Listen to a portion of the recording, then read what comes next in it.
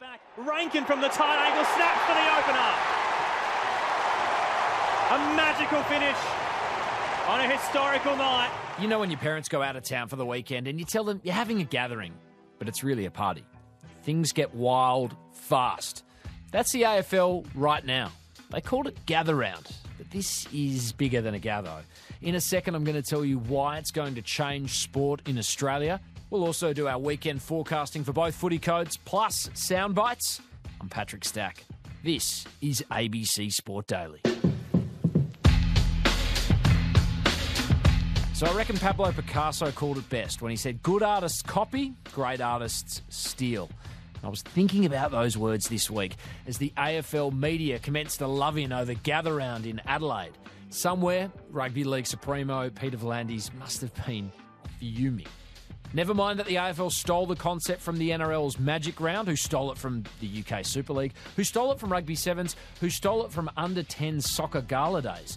It doesn't really matter who did it first. What's clear is this thing is an absolute juggernaut. It is a winner.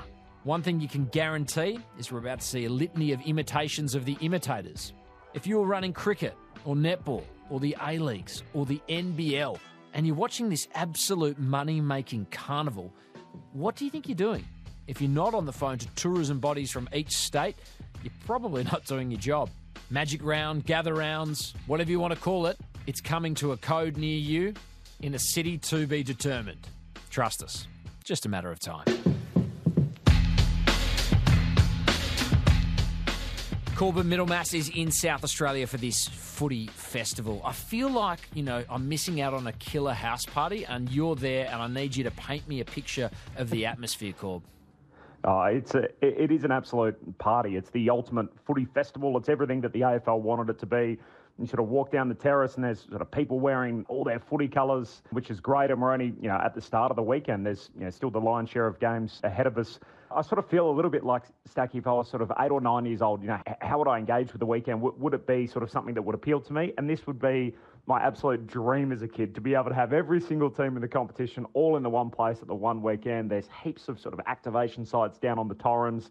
It's a magic concept, obviously, that's been borrowed from another code, but the AFL doing their best bit, obviously, here in South Australia this weekend as they have a crack at it for the first time. And they are already courting other state governments to try and outbid SA for this product in years to come. Can you see it working or not in other states and cities?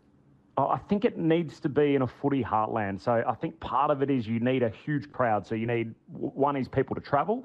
And then the second part of it is obviously you need people that already live in that existing city or state, for example, that are going to make it a mega event. So South Australia are an excellent dance partner for the AFL, I think, on that front. I understand where the AFL's coming from. In any bidding war, you obviously, need two interested parties. So it makes sense for them not to commit to anything long-term to South Australia straight out of the gates. I think initially they were hoping, look, let's put it in New South Wales. We could do it, out at Homebush, for example, and, have both the old Olympic Stadium and Giant Stadium and set up some fan zones in between. But I just don't think it would draw the same kind of crowd. And the same way that, for example, the NRL, it was rumoured that they're looking at this weekend in Melbourne, for example, given the fact that, the whole AFL goes out of the city. Maybe the NRL can capitalise on that. And I think the travel aspect is, as much as I would as a native sandgrapper, I'd love to see it in Perth. I think that adds another restriction perhaps in a way that South Australia doesn't. People from Victoria can just jump in the car. It's, not too far away from Sydney and some sort of major areas, whereas Perth just that little bit more difficult and more expensive to try and make the long trip across the country in just a weekend. If this thing was a music festival, Corb, it was the Crows who lit up the main stage. Everyone's talking about their set today. Is Adelaide re-emerging after years of self-induced wilderness walking? I've tipped into them here, mainly because they're a bottom three teams in terms of age. So they're so young, and yet they're all lockstep at the moment in the way that Matthew Nicks wants them to play. And Nicks is pushing against history as well. But Adelaide have never had a senior coach start a fourth season that has never played finals previously. So they've been patient with him as a footy club in the way that they've never been patient with senior coaches in the past. They went to the draft heavily after the 2017 grand final, and we saw a number of those players that they've taken with high picks over the last 5 or 6 seasons, played big roles last night. Kicks from 40. Darcy Fogarty has 5. Coach Jones probably had his best game for the club. Yeah, Pedler, Thilthorpe, Michael Lanny, Rochelle, all these guys that are really sort of high-end talent that they've been able to get in. We're starting to see it, that they've had 2 or 3 seasons under their belt, some of them. So this is a team that's worth paying very close attention to, and I think they made a bit of a statement last night, not just in the performance against the Blues, but in front of the rest of the competition who were here to see it. Welcome to Adelaide. The Crows dish out the Blues' first loss of the season and show the rest of the league what the local team is capable of. Maybe the biggest game remaining in the round is St Kilda versus the Collingwood Football Club. Is this the Saints' litmus test, and what do you think it's going to tell us about both sides? Oh, I think so. I mean, they've been so system-based the whole way through. St Kilda, and they've got an injury list as long as your arm, and yet they've been able to cover for that the whole way through. Collingwood are electrifying when they're up and going, and we saw that particularly in the first 3 rounds of the season. Hand pass to Nick Dacos, Pendlebury over his shoulder, back to Nick Dacos. This will be a great goal. Bring the house down. And the Saints copped them on the rebound, so they come here obviously after that disappointing showing, particularly in the second half against Brisbane. I think they're going to get an extra motivated Collingwood as well, and I'm sure the Pies would love to make sure that there's no more undefeated teams by the end of the weekend. Certainly on talent, I think if both teams play to their absolute ceiling, I think Collingwood will be too good for them. But as we see from Ross Lyon teams, Stacky, they just seem to have a way of taking away the weapons from opposition sides, and Ross has done that through the first 4 weeks of the season. Why can't it continue to bring the curtain down on Gather Round Sunday night? Looking forward to you and the team calling all the action across the weekend. Corb, thanks for your time. Anytime. And just before we move on, is anyone else kind of interested to see how the Swans go without Lance Franklin against Richmond? You know that if they win, the storyline will likely be questions around whether they might be better without Bud. That's despite the fact he's been carrying an injury in 2023 to this point. So he hasn't exactly been full steam. One to chew on, I'm sure. Flipping to NRL, and Emma Lawrence from Channel 9 is here. Emma, the round kicked off with apprentice beating master as Jason Demetrio knocked over Wayne Bennett and the Dolphins. What was the story for you out of the Bunnies' big win over the Finns? Well, I think, Stacky, we all expected the Bunnies to get the job done over the Dolphins. The Dolphins were already really struggling at the beginning of the year in terms of their depth. They've lost a number of players to injuries and suspension, so the result wasn't a massive surprise, but I think just the whole Wayne Bennett up against Jason Demetrio, I think that's what everyone wanted to talk about all week, and I thought it was really interesting to see how Jason Demetrio said... It's kind of exciting, that I've got to work with him and be mentored by him for so long, and then to be coaching in the NRL against Wayne Bennett is, for me, it's quite surreal. The greatest coach, not only in rugby league history, but potentially in Australian sport. And Wayne's just the master. The way he speaks to the media after the game about controversial calls and them not getting a penalty. He's so understated. Yeah, I mean, Ewan's allowed to run the line that he was running. He was going back towards the ball. He wasn't going anywhere else. He got penalised in the first half, lightly. Anyway, decision made, move on. He'll be secretly calling the journos all week, getting them to blow up, but in the press conference, he's understated. So despite a loss, I think Wayne was still the story. Always wins, even when he loses. So much interest in the Roosters' clash with the Sharks, but I think a lot of people are talking or thinking about what's happening for the Roosters in second grade. Why is that?